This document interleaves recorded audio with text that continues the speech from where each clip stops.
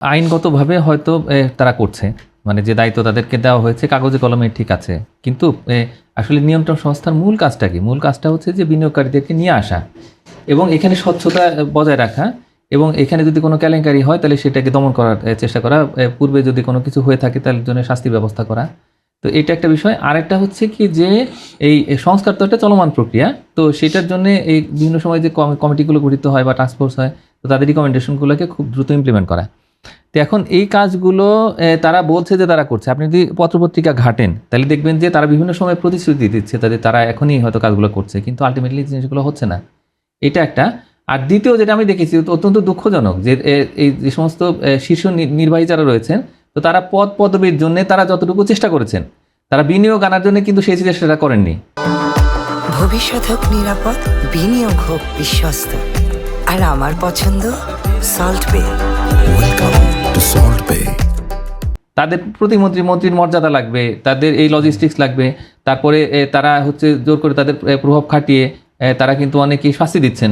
তো এই জিনিসগুলো চাইতে সবচাইতে বড় যেটা দরকার ছিল যে এই পুরো নিয়ন্ত্রণ সংস্থার মধ্যে যারা কর্মী রয়েছেন, যারা দায়িত্বে রয়েছেন, তো তাদের মধ্যে একটা সংহতি দরকার ছিল এবং তারা সবাই মিলে যেন এই পুরো পুঁজিবাজারকে শৃঙ্খলার মধ্যে নিয়ে আসেন এবং সাধারণ বিনিয়োগকারী থেকে শুরু করে প্রাতিষ্ঠানিক বিনিয়োগ সবগুলো নিয়ে আসেন।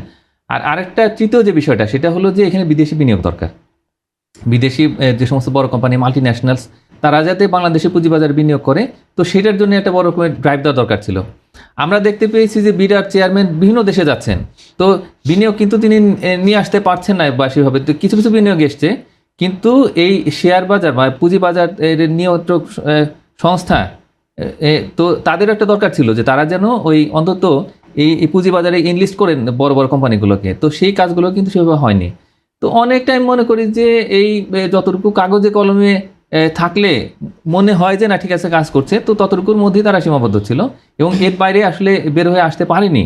তো আমি মনে করি যে সেখানে এই তাদের আসলে আগ্রহের অভাব এবং অনেকটা হয়তো তারা ভয়ের মধ্যেও ছিলেন যে কি করতে গিয়ে কি হয়।